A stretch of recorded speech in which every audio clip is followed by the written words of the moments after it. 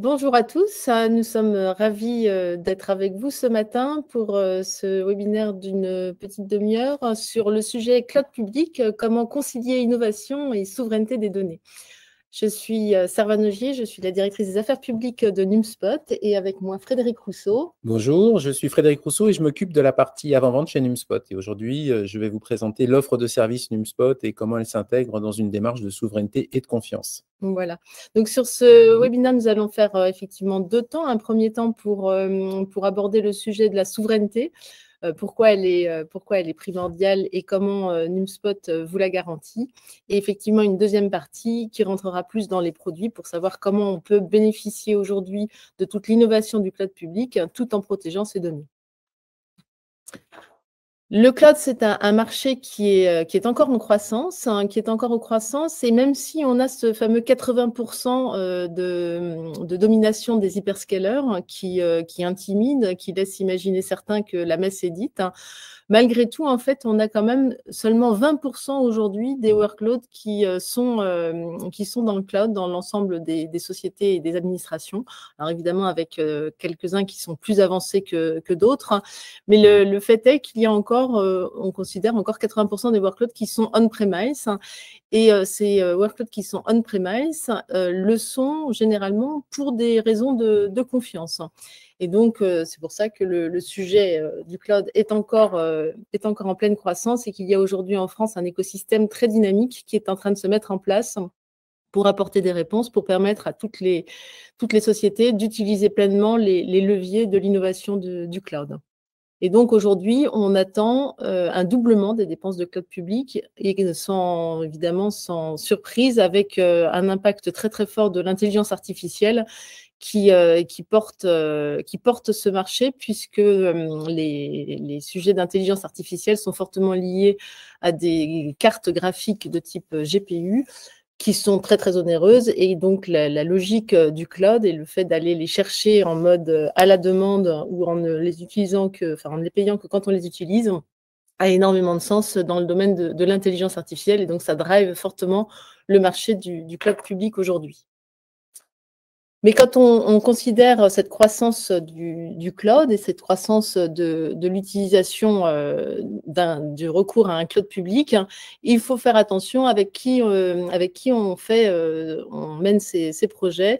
Et évidemment, il y a plusieurs grands critères. Il y a notamment un environnement géopolitique qui est très, très important. Alors, en fait, on entend plein de choses, évidemment, sur l'environnement géopolitique. On voit la politique douanière de Donald Trump en ce moment avec la montée des taxes. Et on peut se dire, OK, mais sur le cloud, le risque reste minime. Donc, sans vouloir créer une alerte trop importante, en fait, ce qui est certain, c'est que le cas a été avéré, typiquement, de services informatiques qui ont été rendus inaccessibles. En l'occurrence, c'est la Amsterdam Trade Bank qui a été avec des fonds russes et au démarrage du conflit ukrainien, qui a été privée de l'accès à ses ressources AWS et Microsoft.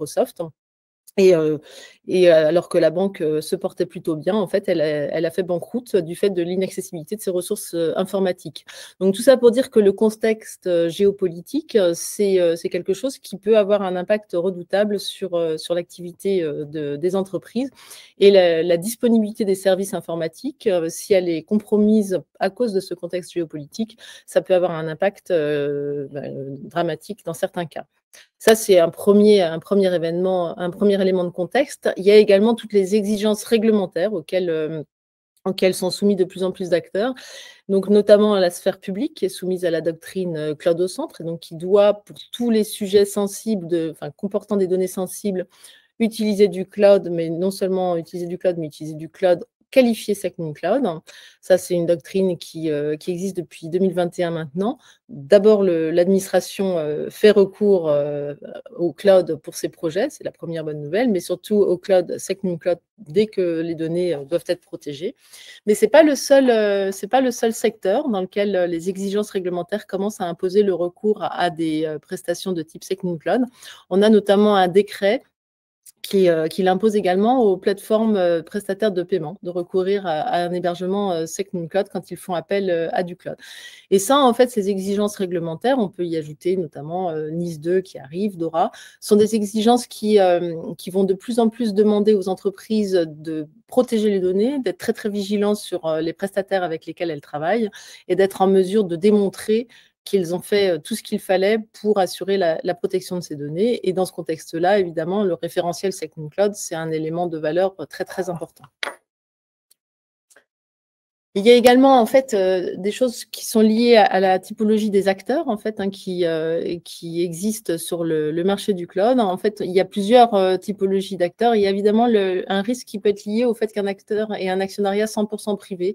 Et là, en fait, on n'est jamais à l'abri d'un changement d'actionnariat ou d'une prise de contrôle par des acteurs étrangers ou par des fonds de pension, comme ça arrive souvent dans le domaine informatique. Et derrière, en fait, le risque, un des risques majeurs, c'est l'évolution notamment de la politique tarifaire. Là, par exemple, on peut citer le cas de VMware qui s'est fait racheter par Broadcom et qui a complètement modifié sa politique tarifaire. Et ça se fait au détriment du business model de toutes les sociétés qui utilisaient qui utilisaient VMware jusqu'à présent. Le deuxième point par rapport aux acteurs existants, évidemment, c'est par rapport à tous ceux qui ne sont pas souverains, c'est le fait qu'ils soient soumis à des lois qui ne sont pas les lois de notre continent. Et notamment, en fait, si on pense aux GAFAM, ils sont soumis à des lois qui sont le Cloud Act et l'article 702 de la loi de surveillance FISA, qui sont des lois qui autorisent des autorités judiciaires américaines à réquisitionner des données, même si elles sont stockées sur notre territoire, ce qui les met en contradiction avec l'article 46 du RGPD qui stipule qu'il n'y a pas de transfert de données sans prévenir le propriétaire des données. Et donc, ça les met en infraction, en contradiction avec nos règles juridiques et surtout, ça expose les données à une fuite vers le continent américain qu'on veut évidemment absolument éviter. Et enfin, le troisième enjeu majeur et le troisième sujet sur lequel on veut mettre l'accent pour dire que c'est important quand on veut aller dans le cloud et qu'on veut protéger ses données, il faut être très, très vigilant là-dessus, c'est la réversibilité, c'est-à-dire que quand on utilise des technologies qui sont propriétaires, on se retrouve confronté à une problématique de vendor lock-in, donc de verrou commercial, hein, et on n'a plus la possibilité d'assurer la réversibilité de ces projets. Et on se retrouve effectivement avec parfois des factures qui augmentent drastiquement par rapport au démarrage quand on utilise certains cloud providers de renom. Et on est surtout, notamment par exemple dans le cadre de DORA, en incapacité de prouver qu'on est capable d'assurer la réversibilité de ces données. Voilà, donc ça sont trois risques majeurs qui sont liés aux acteurs qui existent sur le marché et donc auxquels on répond chez NumSpot en vous apportant une garantie de souveraineté totale, puisqu'effectivement, nous sommes créés par 4 acteurs français qui sont la Banque des Territoires, DocaPost, donc les deux étant étant complètement Caisse des dépôts, Dassault Systèmes et Bouygues Télécom, qui sont des acteurs privés, qui nous apportent notamment Dassault Systèmes le sous-jacent Outscale sur lequel on s'appuie. Mais avec nos deux premiers acteurs, la Banque des Territoires et DocaPost, nous sommes majoritairement publics. Hein, et le fait d'être un acteur majoritairement public, en fait, ça nous apporte cette garantie de pérennité, cette garantie aussi de ne pas se faire racheter et de pouvoir maintenir dans la durée les engagements de valeur qui sont les nôtres. Et ces engagements, évidemment, c'est d'apporter trois types de souveraineté. La souveraineté des données en étant complètement localisée en France, opérée par un acteur français. La souveraineté juridique, puisque nous ne sommes soumis qu'aux lois européennes et absolument à aucune loi extraterritoriale. Et enfin, la souveraineté technique en ayant une approche majoritairement open source, hein, sur notre sous-jacent hyperviseur que nous apporte Outscale, mais aussi sur les services que nous créons par-dessus, qui nous permet d'éviter les dépendances techniques pour nous et donc qui nous permet aussi, en étant indépendant, de contribuer à l'autonomie numérique des solutions qui existent en Europe, mais qui apporte aussi à nos clients la garantie d'une réversibilité quand ils utilisent nos services. Évidemment, le tout en allant chercher les plus hauts niveaux de qualification, puisque l'objectif, évidemment, c'est d'être cloud de confiance, Donc, on a évidemment tout de suite passé le jalon ISO 27001 assez vite après notre création en février 2023. Et nous nous appuyons donc sur le IAS d'Outscale. Donc, nous avons déjà le bénéfice à travers Outscale de la certification HDS et surtout de la qualification SecNumCloud. Mais nous sommes nous-mêmes en train de le passer en notre nom propre et nous avons déjà franchi le jalon J1. Voilà, donc tout ça pour dire que nous avons non seulement la souveraineté complète, mais également les plus hauts niveaux de qualification et de certification pour permettre à tout le monde de protéger complètement les données quand ils travaillent avec nous. Voilà, donc en fait, comme je vous l'indiquais, hein, cette création de NumSpot par un actionnariat qui est majoritairement public, des acteurs majeurs du paysage français, qui nous garantit la robustesse industrielle et la pérennité de nos solutions. Et je passe la parole à Frédéric. Merci Servane. Alors, quand on réfléchit, quand on pense au cloud, quand on souhaite déployer une nouvelle application ou plus simplement migrer une application existante dans le cloud, on va être confronté à différents types de services, différentes typologies de services. Ces services, vous allez pouvoir les utiliser un petit peu en fonction de vos besoins, en fonction de votre maturité. Les premiers services que vous allez probablement utiliser sont ce que vous voyez en bas, sont ce qu'on appelle l'infrastructure as a service. C'est la capacité pour vous de disposer dans un environnement sécurisé et de confiance. On évoquait tout à l'heure la qualification SecNumCloud, de, par exemple, accéder à des éléments de stockage pour pouvoir, par exemple, sauvegarder vos informations sensibles, des informations de calcul qui peuvent être des serveurs de type machine virtuelle, des cartes graphiques si on pense aux cas d'usage un petit peu actuels qui sont autour de l'IA. Donc ça, ce sont vraiment les éléments fondamentaux que vous allez pouvoir utiliser au travers de l'offre NumSpot. Évidemment, quand on gère ce type de composants, on va devoir prendre en charge l'intégralité du cycle de vie des composants et notamment des composants logiciels qu'on va installer sur ces différentes ressources. Parfois, vous y voyez un intérêt. Souvent, vous allez voir une perte de temps et donc vous allez pouvoir basculer vers des services qui sont des services qu'on appelle des services de type plateforme. C'est ce que vous voyez illustré ici sur les couches OpenShift, Kubernetes et Postgre, qui sont finalement l'illustration d'applications à vocation des équipes informatiques et qui vont vous permettre de disposer d'un environnement managé pour pouvoir utiliser des fonctions avancées. Par exemple, vous avez PostgreSQL qui est une base de données, vous avez la possibilité d'avoir des offres de type OpenShift ou Kubernetes qui vont vous permettre d'accéder à des technologies avancées. On parle de containerisation. La containerisation, en quelques mots, c'est la possibilité pour vous maintenant de consommer de façon moderne des ressources informatiques et de déployer beaucoup plus facilement des applications et d'avoir un cycle de vie qui est beaucoup plus simple à gérer. De façon ultime, une fois que vous avez traité ces ressources informatiques, ces éléments de logiciels, de plateformes utilisés par vos équipes informatiques, vous allez pouvoir également avoir des applications qui sont accessibles par vos départements métiers ou vos utilisateurs. On va parler là, dans ce cadre-là, de software as a service et grâce à notre écosystème, au partenariat qu'on peut avoir avec un certain nombre de sociétés qui partagent notre ADN, je pense à des solutions comme Atempo, qui vont vous mettre à disposition des solutions prêtes à l'emploi que vous allez pouvoir directement utiliser pour réaliser, par exemple, de la sauvegarde, pour réaliser des déploiements d'informatique avancés de type intelligence artificielle générative ou des choses plus traditionnelles, par exemple votre ERP ou la gestion d'une comptabilité. Tout ça, bien évidemment, avec 3 critères principaux. La sécurité garantie par des qualifications, des certifications de type SecNumCloud ou HDS. Le modèle qui est important, qui est un modèle de cloud public, c'est-à-dire que vous n'avez pas forcément besoin de faire l'acquisition de licence. Vous allez pouvoir utiliser ces services et ne payer que réellement l'usage que vous en avez. Si je prends par exemple l'usage d'une base de données, si vous démarrez cette base de données et que vous l'utilisez pendant 1 heure, vous n'allez payer les ressources et les logiciels qui sont associés que pendant 1 heure. Et le dernier point qui est important, qui est ce modèle de responsabilité un petit peu partagée, vous n'avez plus besoin de vous préoccuper de maintenir en conditions opérationnelles ou en conditions de sécurité ces différents services. Ce sont les équipes NumSpot qui vont se charger d'administrer et de garantir la disponibilité de ces services. Services au sens large, on parle de disponibilité, on peut aussi parler par exemple de sauvegarde de ces informations et de résilience et de haute disponibilité sur l'ensemble du cycle de vie de ces informations.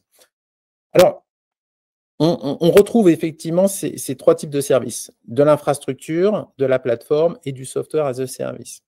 Ce qu'il est important chez NumSpot, on est convaincu qu'il y a nécessité d'avoir un continuum dans la souveraineté et la confiance. Alors, pour illustrer un petit peu ce point, je vais partir d'un cas d'usage dont vous avez probablement entendu parler, hein, c'est incontournable aujourd'hui, on va parler d'intelligence artificielle.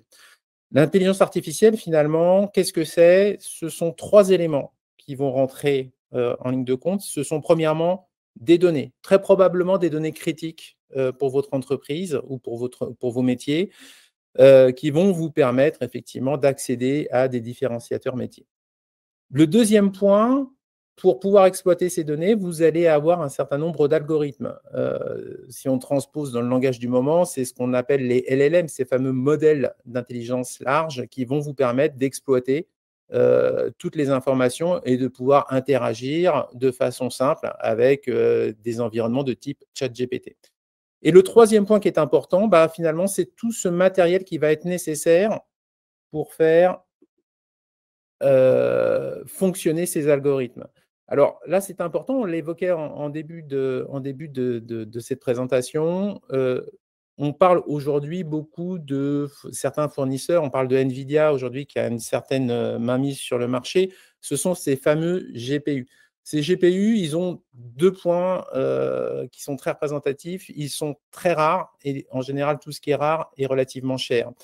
Et donc, vous allez pouvoir en bénéficier à la fois en mode à la demande, c'est-à-dire que quand vous déployez une intelligence artificielle, vous n'avez pas forcément besoin d'avoir ces composants, d'investir dans ces composants sur une durée très très longue, mais vous allez avoir besoin d'y accéder, par exemple, quelques heures pendant quelques minutes, ce qui est rendu possible.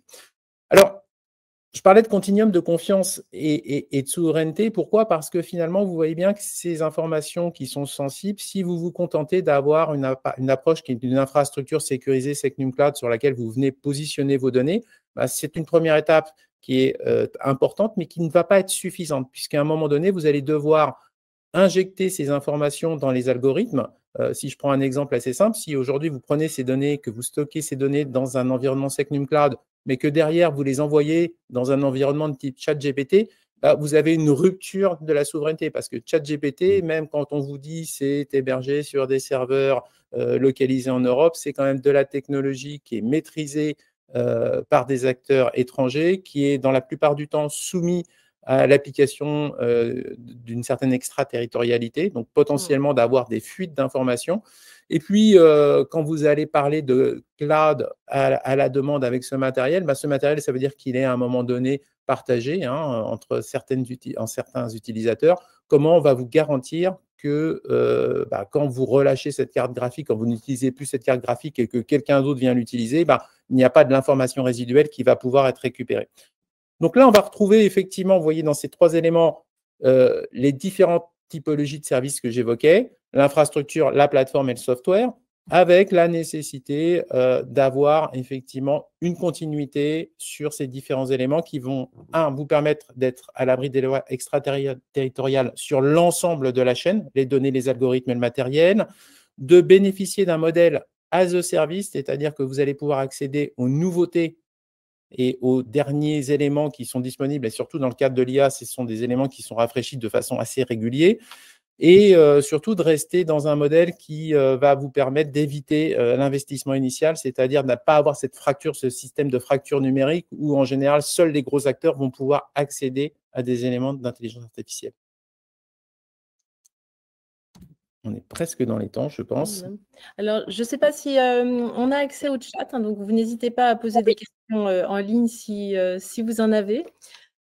Et sinon, donc en fait, si on synthétise ce qu'on vient de vous expliquer, donc toute l'ambition de NumSpot et ce qu'on essaye d'apporter pour le marché français, c'est la possibilité d'utiliser largement le cloud public en ayant tous les bénéfices de l'innovation qu'apporte le cloud public, et notamment, on le voit avec les sujets d'intelligence artificielle, mais pas seulement les sujets d'intelligence artificielle, tout le traitement autour de la donnée, toute l'agilité qui permet de reporter des applications refabriquées, réaménagées dans le cloud, tout le fait d'avoir des ressources qui sont disponibles et qui peuvent être augmentées ou diminuées en fonction de l'actualité de votre activité. Donc, cette souplesse du cloud, on veut l'apporter en garantissant que malgré tout, même si c'est à l'extérieur, c'est encore plus sécurisé, même que quand c'est on-premise. Et donc, il n'y a plus à hésiter, en fait. Et même pour les données sensibles aujourd'hui, en faisant les choix, en étant vigilant sur les critères de souveraineté qu'on va chercher chez un prestataire. Donc, en l'occurrence, je vous ai indiqué les 3 types de souveraineté sur lesquels il faut être vigilant. On peut complètement mettre des données sensibles dans le cloud. Et d'ailleurs, l'ANSSI a publié l'été dernier un document qui vient compléter le dispositif SecNumCloud pour dire que même des données de diffusion restreinte peuvent maintenant aller dans un cloud public qui a la qualification SecNumCloud.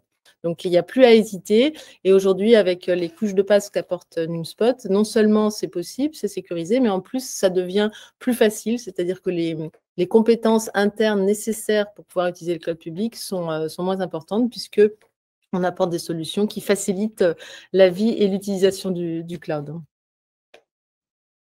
Donc, je ne vois pas de questions dans le chat. N'hésitez pas soit à l'écrire directement sur le chat ou à ouvrir votre micro. On est en fin de session, donc pas de souci. Et sinon, je précise… Ah, peut-être… Oui, alors une question sur les data centers dans lesquels nous sommes hébergés. Absolument, ils sont connus. En fait, je l'ai mentionné rapidement, mais nous, on s'appuie sur les infrastructures cloud que nous fournit Outscale pour la partie infrastructure as a service, donc le IaaS, qu'on encapsule et sur lequel on porte l'ensemble des services, notamment PaaS, que Frédéric vous a décrit. Et donc, les data centers, en l'occurrence, sont les data centers utilisés par Outscale qui sont en région parisienne. Donc, en fait, on contourne la région parisienne pour avoir un maximum d'isolation, mais tout en gardant des distances qui permettent de ne pas avoir de latence quand on fait de l'actif-actif entre deux data centers. Et donc, ils sont effectivement autour de la région parisienne. Ils sont connus. Voilà. Et un petit complément de réponse. Donc, on a aujourd'hui différentes régions. Chacune de ces régions est composée de différentes zones de disponibilité. On est un petit peu à l'état de l'art, c'est-à-dire qu'on a 3 zones de disponibilité par région, ce qui nous permet de garantir une très haute disponibilité de nos services, même en cas d'incident sur un de ces data centers, puisqu'en fait, chaque zone de disponibilité est matérialisée par un data center différent qui lui-même a des accès réseau différents, des fournisseurs d'électricité différents. Donc, haute résilience. Ok, merci Frédéric. Pas d'autres questions? Alors, la certification HDS d'Outscale, elle est sur les niveaux 1 à 4. Donc, nous, aujourd'hui, effectivement, on utilise ces niveaux 1 à 4 que nous apporte Outscale. On passe nous-mêmes dans le calendrier de nos certifications pour les avoir en nom propre. On passe la certification HDS en fin d'année sur les mêmes niveaux 1 à 4. Et pour aller sur des projets pour lesquels il faut les niveaux 5 et 6, ce sont des partenaires qui apportent les niveaux 5 et 6. Ce sont des partenaires qui sont plus en fait des partenaires ESN ou infogérants. Typiquement, en fait, on a quelques projets déjà et des références qui tournent avec DocaPost, qui est à la fois notre actionnaire, mais aussi un partenaire important qui est qualifié, qui est certifié, pardon, HDS sur les niveaux 1 à 6 en utilisant nos services. Merci Sarah. Pas d'autres questions? Ah. Alors, plus pour quand on crée un Kubernetes ou un OpenShift sur un data center, ils sont distribués sur les autres data centers. En d'autres termes, que se passe-t-il si un data center a un problème?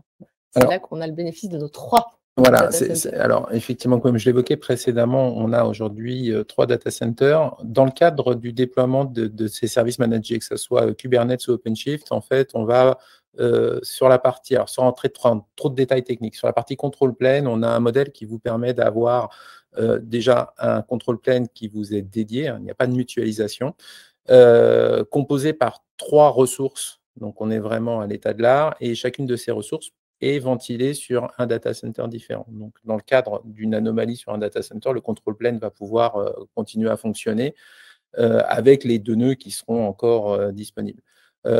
concernant la partie applicative, ce qu'on appelait les worker nodes, vous avez la possibilité effectivement de les déployer comme vous le souhaitez sur les différentes zones. Ça, c'est nativement. Donc, c'est en service managé. Vous n'avez pas de configuration particulière. C'est simplement un choix lorsque vous instanciez le service de définir où vous souhaitez qu'il soit défini. Donc, pour répondre simplement, en fait, ces services sont hautement résilients et vous n'avez pas à vous préoccuper de la gestion. Toute la configuration en termes de machines, de réseau et de sauvegarde des différentes configurations est prise en charge par NumSpot.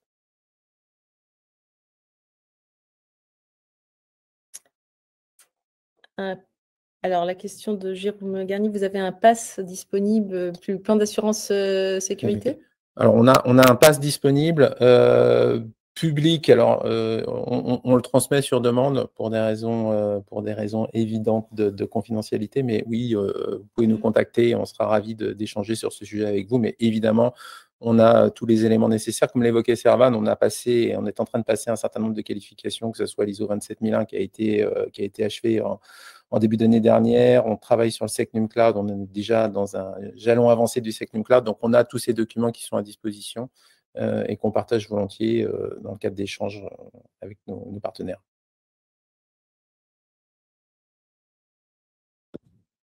Okay. Merci. Merci à tous d'avoir assisté à ce webinaire ce matin.